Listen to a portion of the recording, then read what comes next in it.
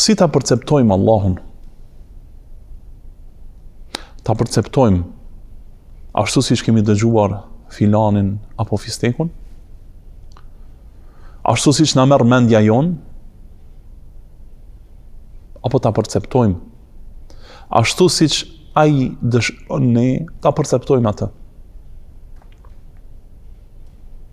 Allahu nuk perceptohet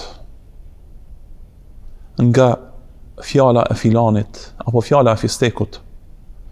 Ai perceptohet dhe kuptohet ashtu siç na ka thënë në librin e tij dhe siç na ka treguar për të i dërguari Allahut sallallahu alaihi wasallam.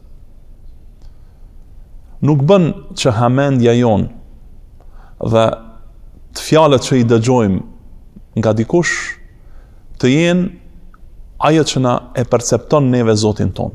Por duhet të jetë libri i Allahut dhe tradita e të dërguarit të Allahut sallallahu alaihi wasallam ato që na tregojnë neve se si ta perceptojmë Zotin ton.